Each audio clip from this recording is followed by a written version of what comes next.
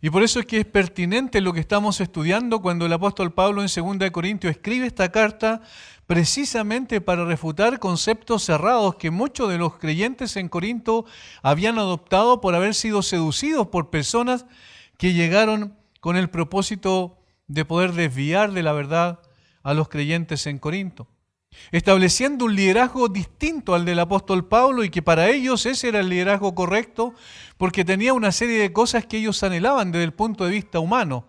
Ellos pensaban que el liderazgo espiritual era igual como el liderazgo en otro tipo de instituciones de la sociedad.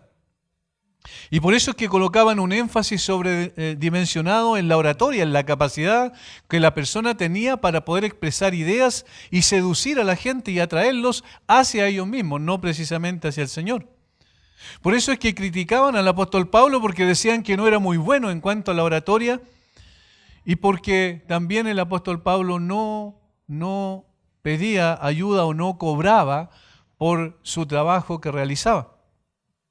Ellos decían, esa es una evidencia de que en realidad no es un verdadero siervo de Dios, porque si fuera un siervo de Dios y un hombre capacitado, con una capacidad de poder atraer la atención de la gente, y si hiciese bien su trabajo, entonces cobraría por su trabajo. Y el apóstol ya refutó esa pretensión en el capítulo 11. Posteriormente lo que hace es desenmascararlos en realidad en cuál era su verdadera condición, y dice que eran falsos apóstoles, obreros fraudulentos que se disfrazan como apóstoles de Cristo. Parece que estuviésemos leyendo las noticias del día de hoy. Falsos apóstoles, obreros fraudulentos que se disfrazan como apóstoles de Cristo, es decir, se colocan un disfraz de piedad, pero interiormente no tienen nada de eso. Y es cosa de mirar y observar la vida de esas personas nomás para darse cuenta que obviamente no son obreros del Señor Jesucristo. Entonces el apóstol Pablo se ve forzado a poder mostrar sus credenciales delante de ellos, las credenciales de los superapóstoles, como le dice irónicamente el apóstol Pablo, eran justamente cosas externas, sin importancia, sin trascendencia, y las que el apóstol Pablo muestra tienen que ver con su trabajo, con su sacrificio, con el esfuerzo que él ponía para llevar un mensaje glorioso, y eso es lo trascendente que es el Evangelio del Señor Jesucristo. Lo único que importaba era poder llevar ese mensaje a personas que no lo conocían para que pudiesen ser impactados por él y sus vidas se fuesen transformadas. De la muerte espiritual pasaran a tener vida espiritual, de estar siendo esclavos de sus propios pecados llegasen a tener libertad en Cristo, de ser ciegos espirituales pudiesen ver por la obra suficiente del Señor Jesucristo y la aplicación que el Espíritu Santo hace de ella cuando se predica el Evangelio. Y el apóstol Pablo dice, esto es lo que ha ocurrido conmigo. He ido por todos lugares predicando este mensaje y al ir predicando este mensaje he recibido el rechazo de la gente. Y lo que es lógico, porque cuando se predica la verdad siempre va a haber rechazo. La gente está más dispuesta a escuchar la mentira, a tomar la mentira y colocarla como si fuese una verdad antes que ser confrontados con la verdad y humillarse delante de ella. Y por eso Pablo sufrió azotes de sus propios compatriotas, dice. El apóstol Pablo también sufrió de los gentiles, es decir, de aquellos que no eran judíos.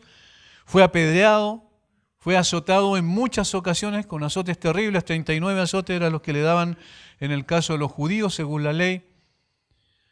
Y los azotes del mundo romano, de los listores, los jueces impartían a las personas como castigo eran también terribles. Estuvo muchas veces, dice, en naufragios, en situaciones que no podía controlar, donde finalmente quedó en la playa, seguramente con sus fuerzas debilitadas, complicado en muchos aspectos. Estuvo en peligro de ladrones, en peligros en el desierto, en la ciudad, en diferentes lugares donde estaba siempre había peligro, porque en ese tiempo también la delincuencia era algo ya habitual. Y él tenía que recorrer muchos lugares a pie y obviamente eso implicaba también muchos peligros en el proceso, en el camino. Peligros entre falsos hermanos de personas que aparentemente confesaban a Cristo, pero que en realidad no tenían eso en su corazón, sino que era algo superficial e intrascendente, externo nada más. Más aún, el sufrimiento que se agolpaba sobre él por el hecho de ver las iglesias y ver las situaciones difíciles que estaban ocurriendo en las iglesias e intentar tratar de mejorar la situación por medio de cartas que enviaba, como en este mismo caso a la iglesia de Corinto, para mostrarles esto es lo que ustedes tienen que hacer. No fue Pablo, ni Apolo, ni Cefas que murieron por ustedes, fue Cristo el que murió por ustedes. Coloquen la mirada en Él, únanse alrededor de su obra perfecta. Ámenlo a Él, sírvanlo a Él, adórenlo a Él. Esto es lo que estaba en el corazón de Pablo. Y cuando habían personas que se introducían y hacían tropezar a algunos creyentes nuevos, había dolor en su corazón. Y eso es lo que refleja en el versículo 29 del capítulo 11. Entonces, el apóstol Pablo muestra que en realidad en sus fuerzas, en sus capacidades como hombre era una persona débil. Esas son las credenciales de un verdadero siervo del Señor. No una persona que se considera como sobre los demás, como infalible, como que nunca va a fallar, como que tiene fuerza suficiente para hacer la obra en sus propias fuerzas. No, Pablo dice, si es necesario gloriarse, me gloriaré en lo que es mi debilidad. Él se reconocía como un hombre más.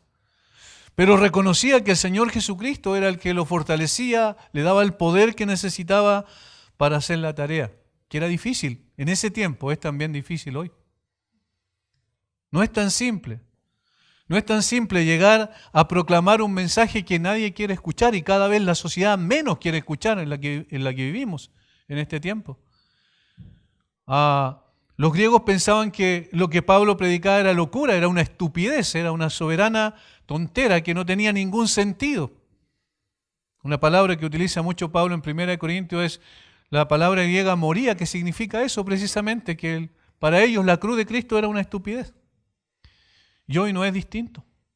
Los medios de comunicación en nuestro país hacen exactamente eso, tratan de ridiculizar el cristianismo. Tratan de considerar el cristianismo como algo pasado de moda, como si el cristianismo tuviese que ver con modas. Intentan hacerlo mostrar como lo que profesan gente ignorante, que no tiene ningún conocimiento, gente que no reflexiona, que no analiza, en otras palabras, gente tonta. Así lo muestran a través de los medios de comunicación. Entonces, predicar este mensaje, el mensaje del Evangelio, es atentatorio en contra de esa manera de pensar de la gente y por eso se recibe el rechazo, se recibe la burla y el desprecio de las personas. Pero lo que estas personas no entienden, y solamente podrán entender si el Señor quiere quitar el velo de sus ojos, es que este mensaje precisamente es el único mensaje que da verdadera libertad. Y que, como cantábamos recién, llena de gozo nuestra alma, aún a pesar de las aflicciones, y que nos fortalece para vivir una vida distinta, ordenar nuestra familia en una manera diferente.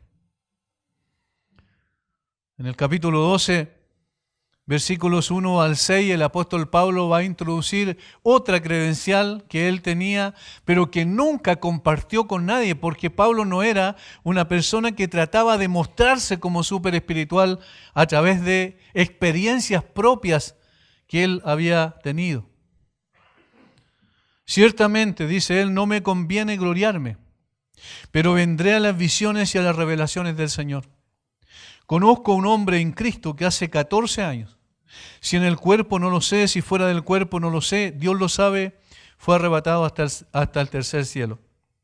Y conozco al tal hombre. Si en el cuerpo, fuera del cuerpo no lo sé, Dios lo sabe, que fue arrebatado al paraíso, donde oyó palabras inefables que no les dado al hombre expresar. De tal hombre me gloriaré, pero de mí mismo en nada me gloriaré, sino en mis debilidades. Sin embargo, si quisiera gloriarme no sería insensato porque diría la verdad, pero lo dejo para que nadie piense de mí más de lo que en mí ve o oye de mí. En este pasaje Pablo revela parte de su corazón, lo que había estado escondido durante 14 años. Pablo no lo había contado a nadie. Este relato que escribe en esta parte de la carta es una manera de seguir presentando sus credenciales frente al cuestionamiento de los falsos profetas que habían entrado a la iglesia desacreditando al apóstol. No lo hace de buena gana porque sabe que gloriarse es una necedad. Eso es lo que dice al principio, pero se ve obligado por las circunstancias. Un teólogo de apellido Barclay dice, totalmente en contra de su voluntad, sigue aquí presentando sus credenciales y nos habla de una experiencia de la que no podemos más que maravillarnos y que no podemos ni intentar sondear, es decir, llegar a la profundidad, llegar a comprender realmente lo que pasó con el apóstol Pablo en esa ocasión. De una manera bastante extraña, Pablo parece salirse de sí mismo y contemplarse.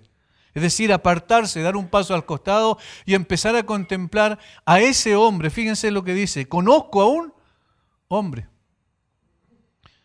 Ese hombre es el mismo y sin embargo Pablo puede mirar a ese hombre que tuvo aquella experiencia sorprendente desde una cierta distancia. Y aquí vemos que el corazón de Pablo no era jactancioso, sino que era todo lo contrario. Conozco a un hombre, yo sé, yo lo he visto, yo sé de primera fuente, pero no dice que es el mismo. Habla en tercera persona. Pablo comienza en esta sección de la carta mostrando su poca disposición a contar esta experiencia porque no era conveniente gloriarse en estas cosas. No me conviene, no es provechoso. Esencialmente por dos causas no era provechoso. En primer lugar, porque nuestra propia naturaleza pecaminosa nos lleva a enorgullecernos. Pablo habla de revelaciones, versículo 12, visiones y revelaciones del Señor. Cuando esto ocurre, lo que produce en el corazón pecaminoso nuestro es orgullo. Nosotros estamos más cerca del Señor. El Señor quiso darme una revelación especial. ¡Qué maravilloso! Y la segunda causa es porque nos tienta a los demás a idolatrar al que presume. Y esa es precisamente el gancho de los falsos líderes espirituales. Es tratar de presumir de grandes revelaciones que han tenido en el Señor para que después los demás coloquen su vista en ellos. Y entonces la gente dice, aquí está el ungido, no toquen al ungido. Esta es una persona especial, tiene una comunión especial y particular con Dios. Nadie tiene esa comunión.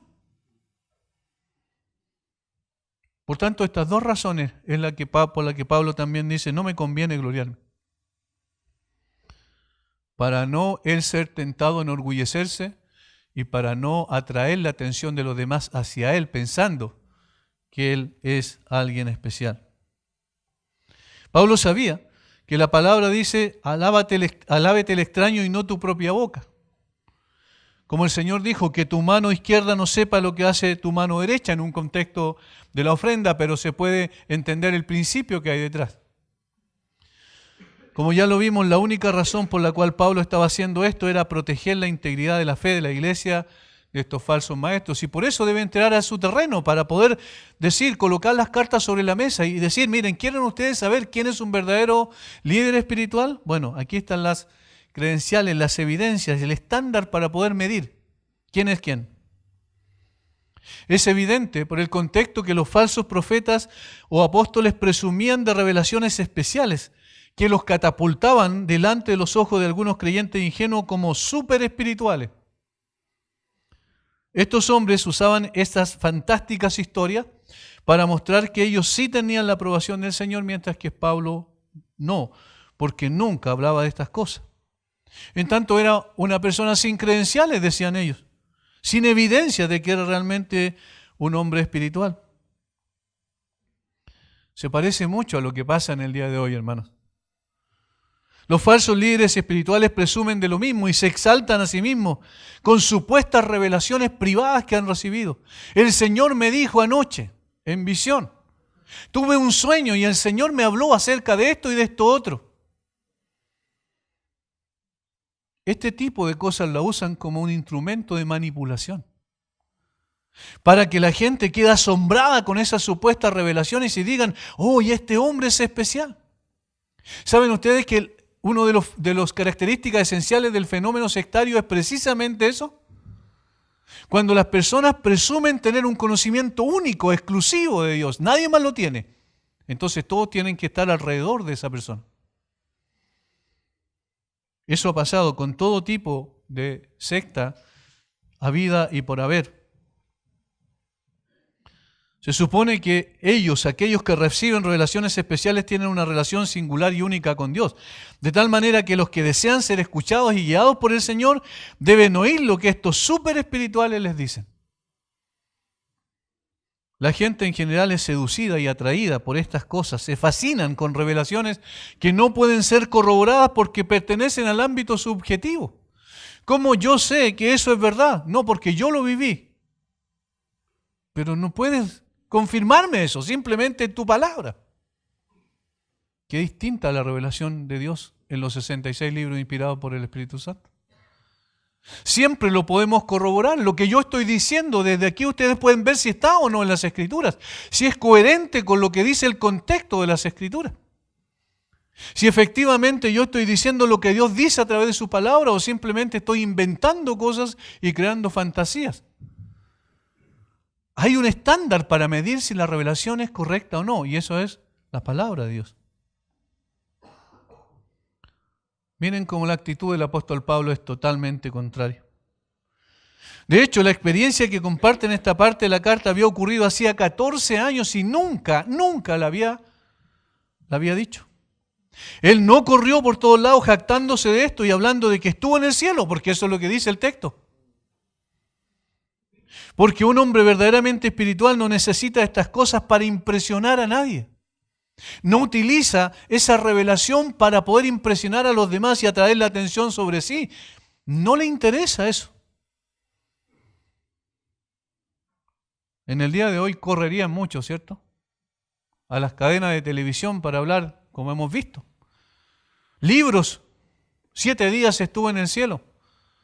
4 días estuve en el infierno. Es mejor estar 7 días en el cielo que 4 en el infierno, ¿cierto? Entonces, 7 en el cielo, 4 en el infierno. Y vi cosas y allí el Señor me dijo y yo vi lo que pasaba con estas personas después de morir. Y empiezan a jactarse como si realmente tuvieran una revelación efectiva de Dios cuando muchas veces son fantasías. Y la gente compra esos libros fantásticos. Vida después de la muerte. ¿Quién lo dijo? Una persona que fue al cielo y volvió. Y aparecen en las grandes cadenas de televisión, los entrevistan para mostrar, qué fantástico, este hombre sí, es un verdadero profeta de Dios. Pablo estuvo en el cielo y no dijo nada durante 14 años.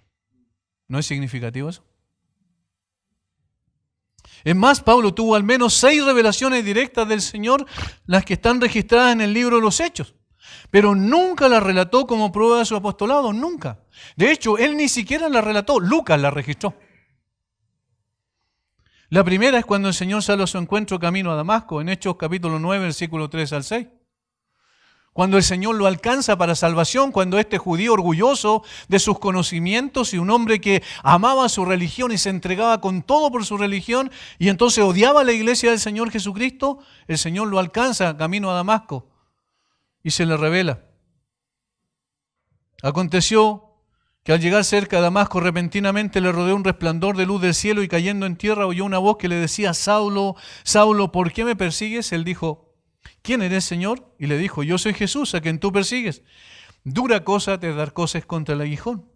Él, temblando y temeroso, dijo, Señor, ¿qué quieres que yo haga? Y el Señor le dijo, levántate y entra en la ciudad y se te dirá lo que debes hacer. Esa fue la primera experiencia de una revelación directa de parte del Cristo resucitado. El mismo que él estaba persiguiendo al perseguir a la iglesia que se identificaba con Cristo, el Señor Jesucristo sale al encuentro. ¿Pero para qué? ¿Para que Pablo se enorgulleciera de haber visto al Señor? No, para salvarlo. Eso es exactamente lo que ocurre cuando una persona que antes no veía la belleza de Cristo, la grandeza, la majestad de Cristo, y lo desprecia y entonces vivía su propia vida de espaldas a Él, cuando el Señor sale a su encuentro por medio de la palabra de Dios, abre sus ojos y esa persona llega a entender, necesito al Señor. Y se arrepiente y llega a los pies de Cristo. La segunda es para guiar a Pablo a predicar el Evangelio en Europa. Esta es conocida como la visión del varón macedonio en Hechos capítulo 16, versículos 6 al 10. Y atravesando Frigia, la provincia de Galacia, les fue prohibido por el Espíritu Santo hablar la palabra en Asia. Y cuando llegaron a Misia intentaron ir a Bitinia, pero el Espíritu no se lo permitió. Y pasando junto a Misia descendieron a Troas. Y se le mostró a Pablo una visión de noche, un varón macedonio estaba en pie, rogándole y diciendo, pasa a Macedonia y ayúdanos. Cuando vio la visión, enseguida procuramos partir para Macedonia, dando por cierto que Dios nos llamaba para que les anunciásemos el Evangelio. Miren el propósito de esta visión. ¿Cuál era? Para guiarlos a predicar el Evangelio a Europa. A un lugar más allá del lugar que Pablo pensó que tenía que ir a predicar. Estaba en Asia Menor y quiso ir a diferentes lugares del Asia Menor y el Espíritu Santo le dijo que no, pero luego le mostró la visión para que pasaran al otro lado del mar y fueran a Europa y plantaran iglesia entonces en Filipo, en Tesalónica, en Berea y luego en Corinto. Esto es lo que la razón de la revelación. ¿Cuál es? Guiarle, conducirle a predicar el Evangelio. La tercera es para animar a Pablo en Corinto. Hechos 18, 9 al 11. Entonces el Señor dijo a Pablo en visión de noche, no temas, sino habla y no calles, porque yo estoy contigo. Y ninguno pondrá sobre ti la mano para hacerte mal, porque yo tengo mucho pueblo en esta ciudad. Y se detuvo allí 1 año y 6 meses enseñándoles la palabra de Dios. ¿Para qué? Para animar a Pablo a seguir enseñando la palabra de Dios. La cuarta es para mostrar a Pablo que debía ir a los gentiles porque los judíos no recibirían su testimonio. Eso está en Hechos 22, 17 al 21. Y me aconteció vuelto a Jerusalén que orando en el templo me sobrevino un éxtasis. Y le vi que me decía, date prisa y sal prontamente de Jerusalén porque no recibirán tu testimonio acerca de mí. Yo dije, Señor, ellos saben que yo encarcelaba y azotaba en todas las sinagogas a los que creían en ti. Y cuando se derramaba la sangre de Esteban, tu testigo, yo mismo también estaba presente y consentía en su muerte y guardaba la ropa de los que le mataban. Pero me dijo, ve, porque yo te enviaré lejos a los gentiles. Otra vez, para conducir al apóstol Pablo a predicar el Evangelio más allá de los judíos.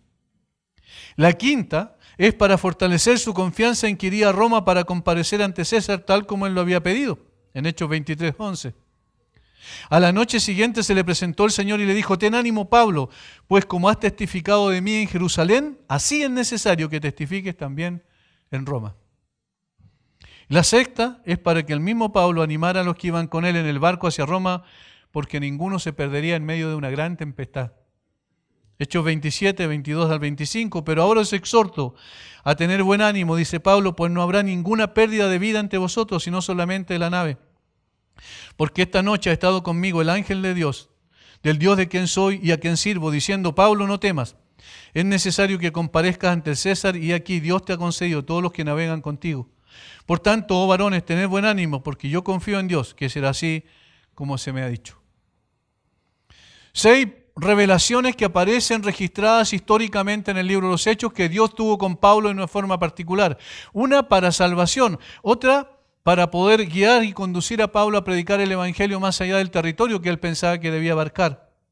Otra para animarle. Pablo, todavía tengo mucho pueblo aquí, sigue predicando y enseñando la palabra. Otra también para decir, Pablo, no te preocupes, vas a comparecer efectivamente delante de César. Ahora, esta es la razón de las revelaciones que Pablo recibió. Y nunca él las dijo, sino que fueron otros las que las registraron. Alguien escribió, ahora imagínate todo lo que no está escrito. ¿Cuántas veces tuvo aventuras especiales Pablo con el Señor Jesucristo en el sentido primario, es decir, de revelaciones particulares? Y aún Pablo, habiendo tenido tantas experiencias y visiones, estas nunca fueron el centro de su predicación. ¿O lo vemos predicando acerca de las visiones? Ni las utilizó para poder decir, aquí yo soy mejor que otros. Por otro lado, nunca vemos al Señor dándole una doctrina extra bíblica o diciéndole, tú vas a ser el rey de los cristianos gentiles y tienes que vivir como un rey, como decía por ahí un hombre el otro día. Tengo 130 millones en la cuenta corriente.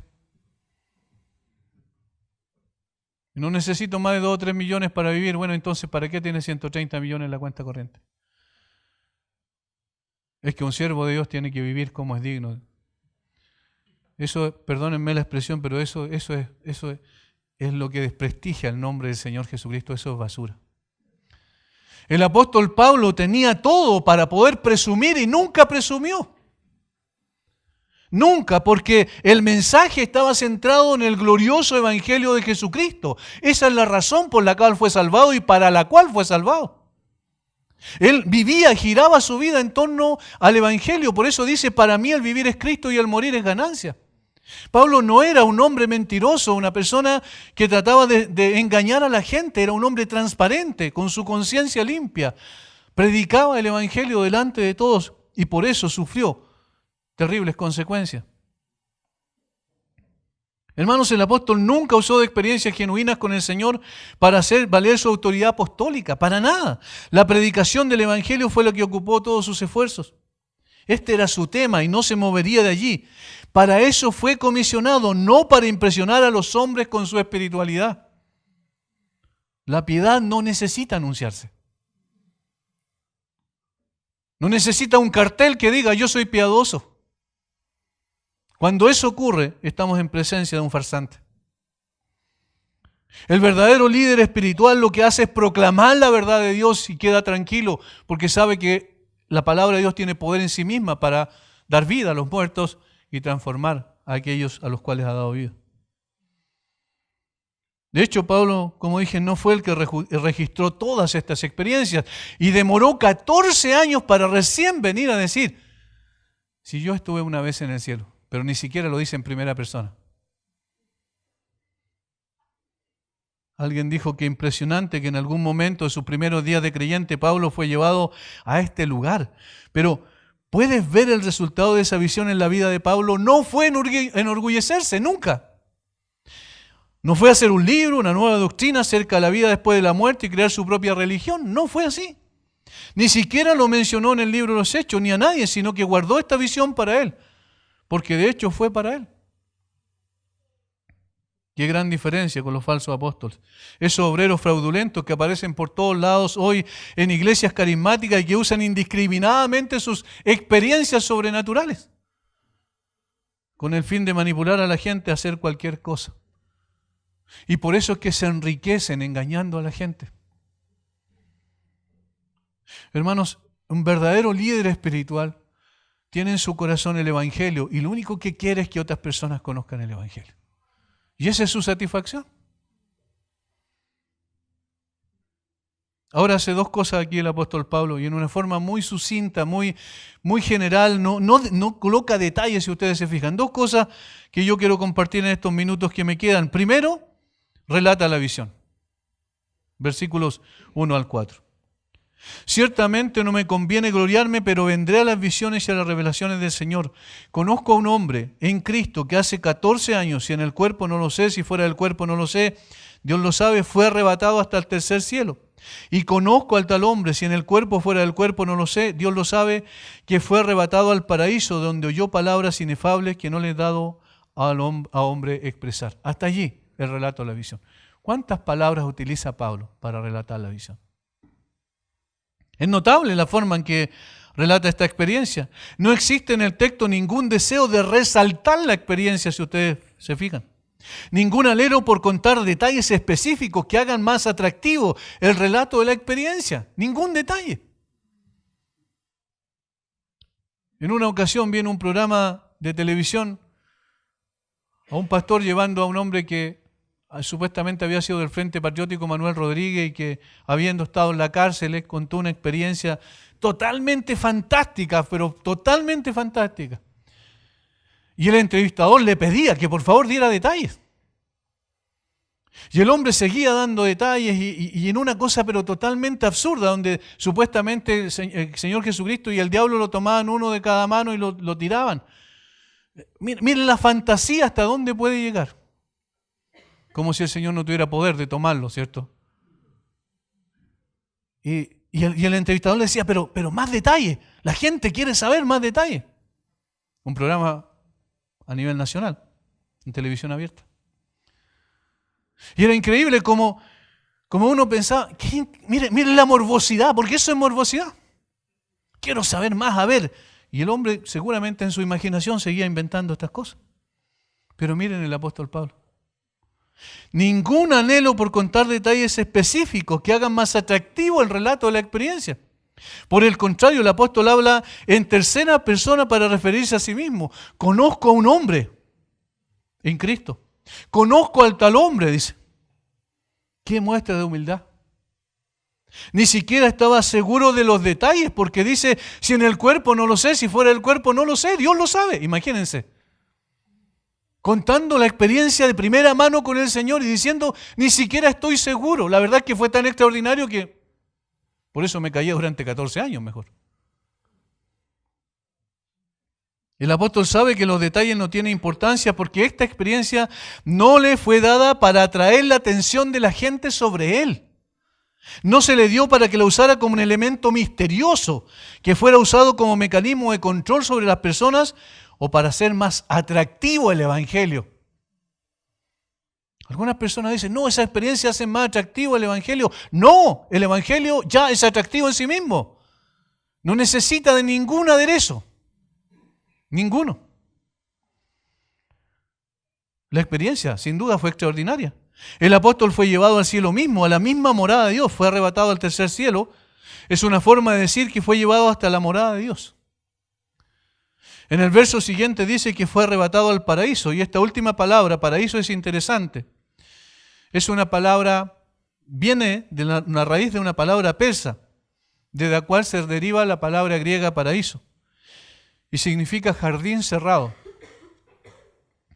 El máximo honor que usa un rey persa, que un rey persa podría otorgar a sus súbditos, quiero decir, era concederles el derecho a caminar con el rey en el jardín real en íntima compañía.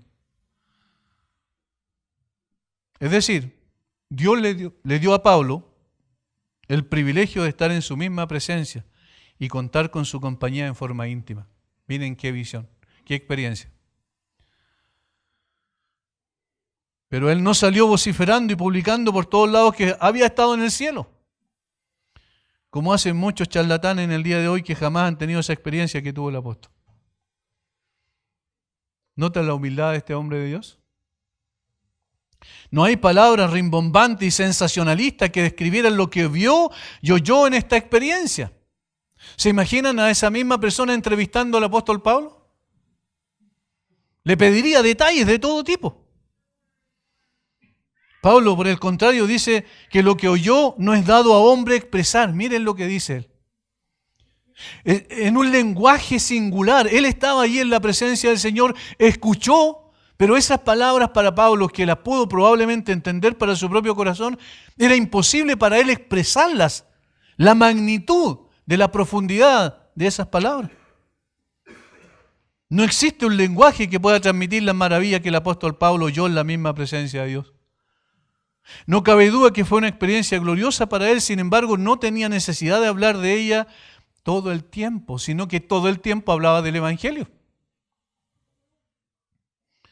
Lo que Pablo quiso dejar sentado al relatar sucintamente esta gloriosa experiencia era mostrar que no son las experiencias sobrenaturales las que definen a un verdadero siervo de Dios.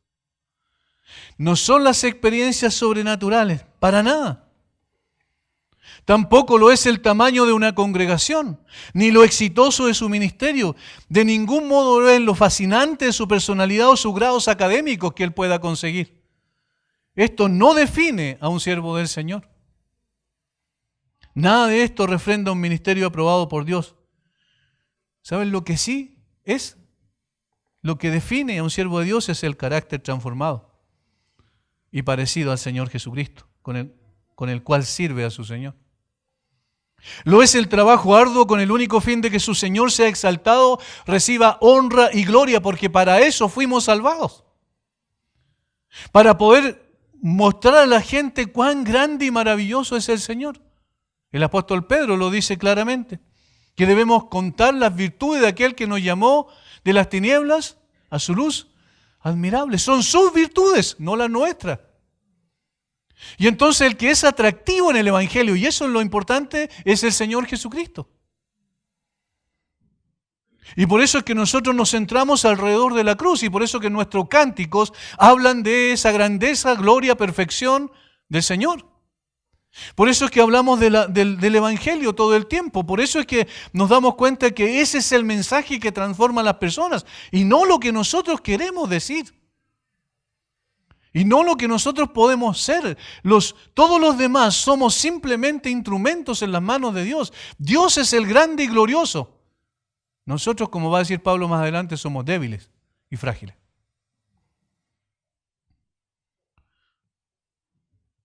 Ahora, este mensaje no hace que la gente se impresione con las personas, el mensaje que Pablo lleva. No. Este mensaje hace que la gente quede asombrada con Cristo. Y hermanos, de eso se trata. La iglesia del Señor Jesucristo debe girar en torno a Cristo y no a un líder espiritual. Los hermanos deben amar más a Cristo. Deben estar dispuestos a darlo todo para que el Señor sea engrandecido. Por eso vivimos y buscamos la santidad, porque la santidad refleja el carácter de Cristo. No para que las demás personas digan, uy, que mire, esta persona sí que es buena persona. No, no se trata de un cambio moral simplemente, sino un cambio espiritual notable, donde sea evidente que esta persona vive para Cristo. ¿Y eso no es lo que pasaba con Pablo? Exactamente eso. Con Cristo estoy juntamente crucificado. Ya no vivo yo, mas vive Cristo en mí. Mire lo que él dice.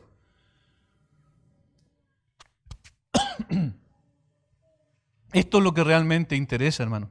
¿Cómo nosotros podemos saber cuál es un siervo de Dios efectivamente? Aquí están los antecedentes para poder darnos cuenta, evaluar correctamente en términos bíblicos. Un ministerio aprobado por Dios es aquel que está dispuesto a todo por llevar el Evangelio a quienes no lo conocen y a pagar el costo que eso significa. Y eso es lo que Pablo dijo en el capítulo 11, al final. Por eso es que el relato de la revelación no es fantástico. Es simplemente un relato de lo que ocurrió con muy pocas palabras. Volviendo a decir, fue tan extraordinario que yo no sé si estaba en el cuerpo o no estaba en el cuerpo. Lo segundo que nos enseña aquí es la lección que deja la visión. Primero el relato de la visión, ahora la lección de la visión. Versículos 5 y 6. De tal hombre me gloriaré, pero de mí mismo de nada me gloriaré, sino en mis debilidades. Sin embargo, si quisiera gloriarme, no sería insensato, porque diría la verdad, pero lo dejo para que nadie piense de mí más de lo que en mí ve o oye de mí. A renglón seguido, después del relato de la visión, el apóstol Pablo escribe lo que aprendió de la lección. No lo enorgulleció, ni lo transformó en una persona autosuficiente. No le dijo, Pablo, con esto ya no quieres más. En realidad tú estuviste en el cielo, ya no necesitas nada más. Llegaste a la cúspide de tu comprensión, de tu entendimiento de Dios. No. Por el contrario, le enseñó humildad. Su única gloria o motivo de jactancia no eran las revelaciones, sino su debilidad. Eso es lo que dice, versículo 5. Sino en mis debilidades allí me gloriaré. Esa es mi jactancia, mi debilidad, porque yo reconozco quién soy delante de Dios, y esto es lógico, porque en la medida en que vamos conociendo más a Dios, nosotros vamos siendo más pequeños. Alguien que verdaderamente ha sido expuesto a la revelación de Dios, al conocimiento de Dios, de su grandeza, santidad, justicia y majestad, nunca se jactará, nunca. Nunca se jactará tampoco de ser superior a sus hermanos, de ser mejor que sus hermanos, nunca, porque siempre estará delante de la presencia de Dios, y delante de la presencia de Dios todos somos pequeñas e insignificantes criaturas. No, una persona que tiene un conocimiento más profundo de Dios es una persona que se ve como alguien pequeño e insignificante delante de un Dios tan grande y glorioso. Eso es lo que pasó con Juan el Bautista cuando habló del Señor Jesucristo, y los discípulos de Juan el Bautista se desertaban en un sentido y se iban tras Jesús. Y uno de sus discípulos le dice, mira cómo lo siguen a él. Y él dice, está bien, es necesario que él crezca y que yo mengüe, porque Juan se da cuenta de que él es el Mesías, Jesucristo, y él simplemente un instrumento en las manos de Dios. ¿Notan lo que ocurre cuando se tiene una visión más grande de Dios? En lugar de orgullo, lo que ocurre es humildad. La verdad, no puedo, yo en mis propias fuerzas. Nos transformamos en personas más dependientes de Dios y no más autosuficientes. Alguien que realmente ha visto a Dios tal como Él es se empequeñece ante tamaña revelación. se da cuenta de su insignificancia. Solo miremos la reacción de cada uno de los profetas. ¿Qué ocurrió con ellos? Se levantaron después de que tuvieron visiones tremendas de Dios, se levantaron orgullosos y dijeron, yo soy el varón de Dios y aquí todos tienen que escucharme y todos tienen que seguir mis mandatos. ¿Fue eso lo que ocurrió con ellos? No. Muy por el contrario, Isaías cuando tuvo la revelación extraordinaria ahí en el templo en Jerusalén, donde vio al Señor sentado en un trono alto y sublime, que su falda llenaba en el templo y que los ángeles alrededor del trono proclamaban, santo, santo, santo, Jehová de los ejércitos, toda la tierra está llena de su gloria. Isaías no dijo, qué visión tuve de Dios. Le voy a contar a todo el mundo esta visión que tuve de Dios. ¿Qué pasó con él? Dijo, ay de mí que soy muerto.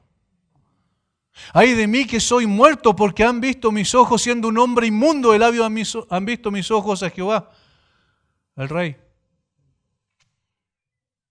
¿Cómo puede ser entonces que uno se engrandezca? ¿Cómo puede ser entonces que se admire tanto a esos supuestos líderes espirituales que se engrandecen a sí mismos por supuestas revelaciones espirituales? Pablo tuvo una genuina revelación de Dios y en lugar de engrandecerse se humilló. Lo que ocurrió con Isaías es significativo porque, como dice R.C. Sproul, lo que pasó allí es que Isaías se arrastraba como un gusano al considerar la santidad de Dios y verse él como un hombre pecador, sabiendo que si Dios quería lo fulminaba en ese mismo momento. Eso es lo que ocurre cuando se tiene un conocimiento más profundo de Dios. Por eso es que la teología verdadera lleva a una sumisión verdadera a los pies de Cristo. Por eso es que cuanto más conocemos al Señor, hermanos, por contraste, más nos conocemos a nosotros y nos damos cuenta de nuestra verdadera condición delante de Él. Y solo tenemos que decir como Isaías, ay de mí, si no fuera por Jesucristo, yo no podría estar en la presencia de Dios.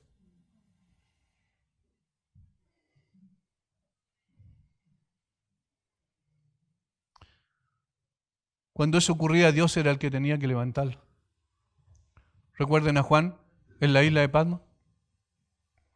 Cuando escucha una voz detrás de él, una voz muy potente que él describe como truenos, y luego dice, me volví para mirar. El que hablaba conmigo, y cuando vio al Señor Jesucristo resucitado y en realidad glorificado, ¿qué es lo que ocurrió con él? Otra vez caí como muerto, dice. ¿Ven? No hubo ningún orgullo en ellos. No se levantaron diciendo, Señor, tienes buen ojo, elegiste a la persona correcta. Caían como muertos, quedaban mudos, se llenaban de terror. Dios era el que de una u otra manera tenía que levantarlo y darle dignidad para que pudiesen levantar el rostro. Cuando Pedro, después de la pesca milagrosa, cuando fueron a tierra, dice que él le dijo al Señor aterrorizado, apártate de mí, Señor, porque soy un hombre pecador, como se revela la verdadera condición de una persona. Al ver la tempestad calmada, los discípulos todos temían y le adoraban. ¿Quién es este que aún el mar y el viento le obedecen? Hermanos, el concepto de Dios es tan débil el que existe en el mundo, incluso evangélico. Tan superficial. Casi lo ven como un abuelito, ¿cierto? Con un vestido blanco en el cielo. ¿Y qué está diciendo? Pobre gente que está sufriendo, yo la voy a traer aquí para que no sufran más. No, el Señor es justo, es santo. Y delante de Él tiembla la tierra. Él es el Dios Todopoderoso. Y entonces cuando Él en su gracia nos revela lo que Él es, nosotros no podemos enorgullecernos ni inflar nuestro pecho diciendo que somos buenos, porque no somos buenos. De hecho, Cristo murió cuando aún éramos pecadores, dice, por nosotros. Una persona que tiene una revelación de Dios tan cercana no le preocupa lo que otros piensen de él. El mundo pierde todo su atractivo y solo desea hacer la voluntad de Dios. Queda maravillado delante de tanta bondad y tanto amor. Por eso es que se comprende que un hombre que tuvo una visión tan cercana de Dios puede decir en Filipenses capítulo 3, versículo 7, pero cuántas cosas eran para mí ganancia, las he estimado como pérdida por amor de Cristo. Y ciertamente aún estimo todas las cosas como pérdida por la excelencia del conocimiento de Cristo Jesús, mi Señor, por amor del cual lo he perdido todo y lo tengo por basura para ganar a Cristo. Eso es lo que ocurre cuando se tiene una visión más correcta de Dios. En realidad tenemos todo lo que tiene que ver con el mundo como algo insignificante en comparación al amor de Cristo. Empezamos a enamorarnos de nuestro Señor de una manera singular. Y entonces no importa que la gente rechace el mensaje. No importa que la gente se burle de nosotros y que diga que esos son unos ignorantes que creen en un amigo imaginario, así lo dicen en la televisión en el día de hoy. No importa que digan todas esas cosas, sería bueno que vieran nuestra vida y notaran que hay una vida distinta. No por nuestra fuerza y capacidad, sino por el poder de Cristo en nosotros. Eso es lo que realmente importa. Una persona que ha sido expuesta a esta experiencia puede apreciar adecuadamente su debilidad como un gran logro, no su fortaleza aparente. Esta es la paradoja. Cuando soy débil, va a decir Pablo más adelante, entonces soy fuerte. Pablo también entendía que gloriarse o jactarse en esas revelaciones no tenía sentido. Aunque no estaría mintiendo si lo hacía, pero Pablo quería evitar que los hermanos lo exaltasen o cayeran en la idolatría al saber de la experiencia que había tenido.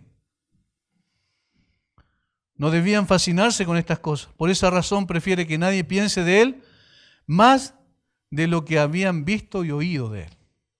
Miren lo que está diciendo. Hermanos, no piensen más allá de lo que han visto en mi vida. No de revelaciones especiales y cosas de esta naturaleza. ¿A quién han visto? ¿A un hombre engreído? Entonces, eso soy. ¿Han visto a un hombre orgulloso? Entonces, eso soy. ¿O han visto a un hombre humilde? Eso es lo que en definitiva avala lo que estamos diciendo. Todas las explicaciones, miren, cuando se vive correctamente delante de Dios, con una conciencia limpia, transparente, donde cualquier persona puede investigar su vida y uno no tiene nada que esconder. Cuando ocurre eso, cuando se levanta una calumnia, ni siquiera hay que dar explicaciones porque la gente sabe quién es. Y eso es lo que pasaba con Pablo. Él nunca se defendió diciendo, no, yo no soy eso que ustedes dicen, no, yo no soy esto otro, sino que simplemente dijo, vean mi vida, examinen mi vida. Ahí está, delante de ustedes. Y si he sido inconsecuente y si he sido un hombre que simplemente hablo pero no vivo, entonces no soy un apóstol de Jesucristo. Pero si es al revés, eso lo corrobora. Hermanos, ¿se dan cuenta? De esto se trata el cristianismo. Se trata de realidad vivencial, no se trata simplemente de conceptos, de cosas que son correctas. No, no se trata simplemente de esas cosas, se trata de una vida real, genuina, transformada por el poder de Dios. Esa revelación es lo que cambia el corazón nuestro. El conocer al Dios grande y glorioso. No porque nosotros hayamos sido más inteligentes que nadie, sino por su pura gracia. Porque Él quiso nada más abrir nuestros ojos para ver una realidad que antes ignorábamos.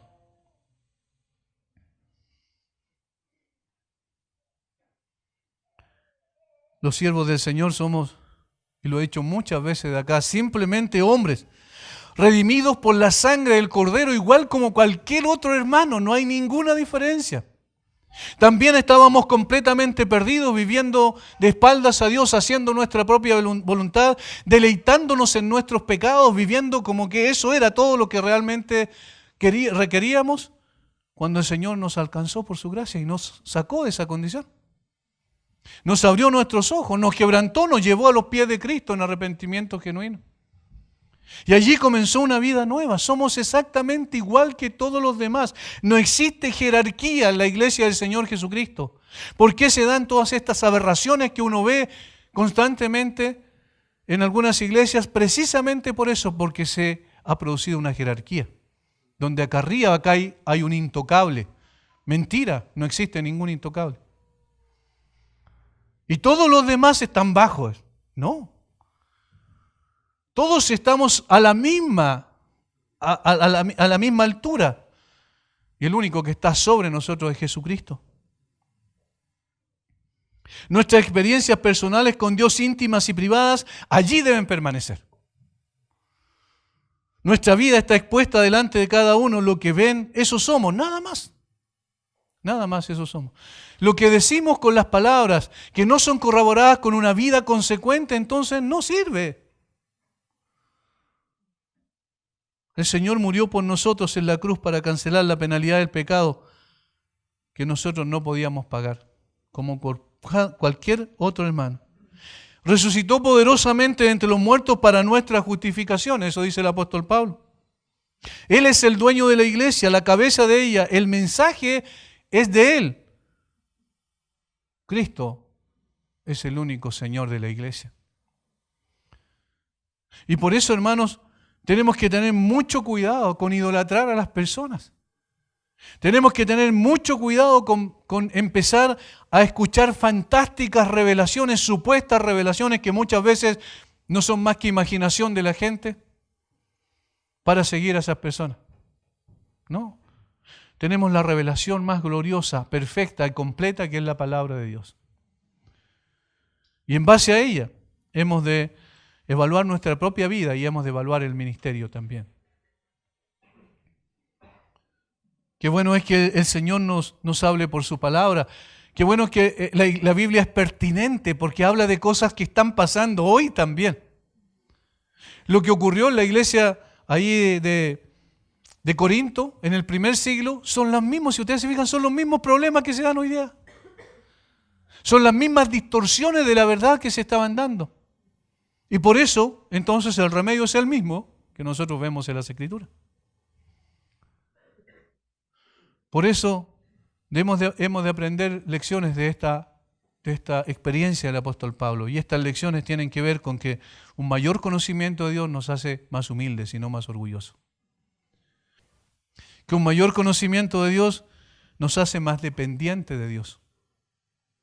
Que un mayor conocimiento de Dios nos hace más agradecidos por lo que Dios ha hecho por nosotros. No hay jactancia en nosotros, no puede haber jactancia.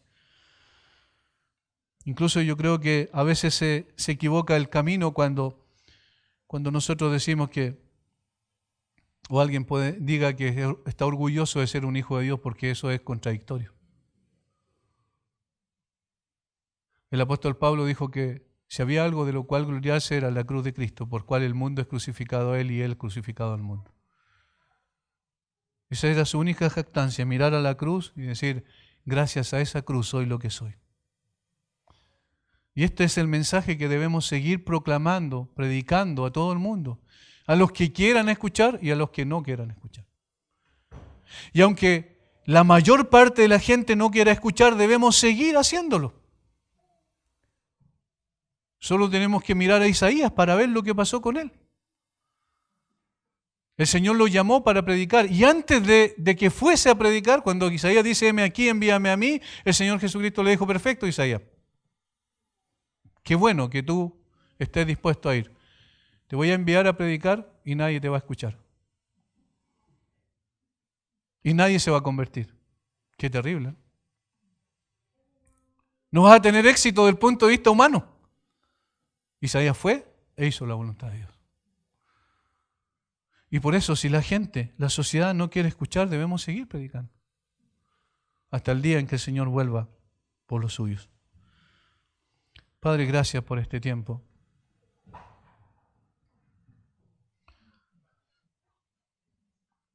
Tú sabes, Señor, que lo que tú has revelado en tu palabra es lo único que vale. Todas nuestras conjeturas, especulaciones no tienen mayor sentido. Pero, Señor, nos duele el corazón cuando tu nombre es ofendido por causa de quienes debemos darte honra y gloria. Señor, cuando nosotros mismos nos enorgullecemos y nos colocamos sobre los demás como si fuésemos señores de la iglesia cuando somos simples instrumentos en tus manos. Padre, danos un corazón sensible que comprenda no solo intelectualmente el hecho de que tú eres el único grande en la iglesia, sino también que eso lo podamos vivir en nuestra vida cotidiana. Señor, que la gente al mirar nuestras vidas como creyentes pueda ver algo de Cristo. No según el concepto que ellos tengan, sino según lo que tu palabra dice que es. Padre, obra en el corazón de cada uno de aquellos que aún no te ha conocido. Nosotros no podemos hacer que Cristo sea deseable para ellos, pero tu Espíritu Santo sí lo puede hacer. Y confiamos en que puede aplicar esa palabra al corazón de esas personas, llamarles a una verdadera y genuina relación contigo, llevándoles, convenciéndoles de pecado, de justicia y de juicio, y mostrándoles la obra suficiente del Señor Jesucristo. Eso solo es obra tuya, Señor. Gracias por darnos el privilegio de tener tu palabra entre nosotros. Bendice a mis hermanos. En el nombre de Jesús. Amén.